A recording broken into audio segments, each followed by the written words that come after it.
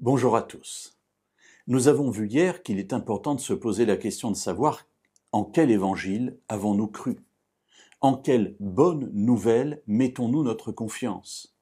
Car Paul nous le dit dans sa première lettre aux Corinthiens au chapitre 15 versets 1 et 2, « Si nous l'avons reçu et que nous n'y croyons pas dans les termes où cela nous a été transmis, eh bien notre foi est vaine. » Alors, voyons ce qu'il nous dit ensuite aux versets 3 et 4.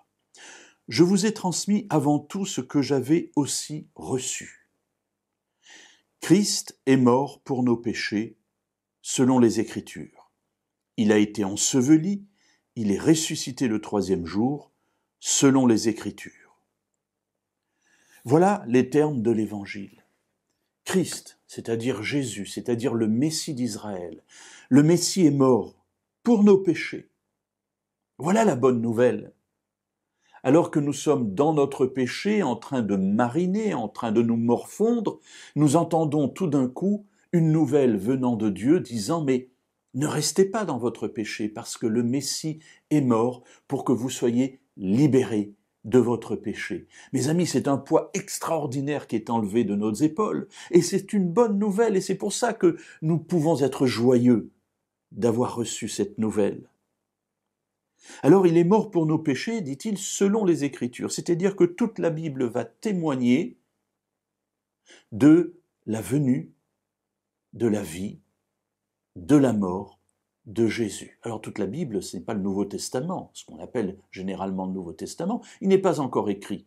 C'est-à-dire tout l'Ancien Testament, tous les écrits des prophètes, tous les écrits hébraïques témoignent de cette mission donnée au Messie d'Israël. Ensuite, il a été enseveli, il est ressuscité le troisième jour selon les Écritures. Oui, ce n'est pas la mort de Jésus qui nous sauve, mes amis, mais c'est la mort et la résurrection de Jésus. Parce que si Jésus est mort et qu'il n'est pas ressuscité, notre foi est vaine. Et s'il n'est pas mort et qu'il est simplement remonté auprès de son Père, notre foi est vaine aussi. Ces deux éléments sont indispensables, indissociables. Le Messie est mort et il est ressuscité. Voilà la bonne nouvelle. Il n'est pas resté figé dans la mort. Il n'avait pas péché. Il a été libéré de cette mort par la résurrection. Voilà la bonne nouvelle. Alors nous verrons demain la conclusion que Paul en tire, ou en tout cas ce vers quoi il nous pousse à réfléchir à ce moment-là.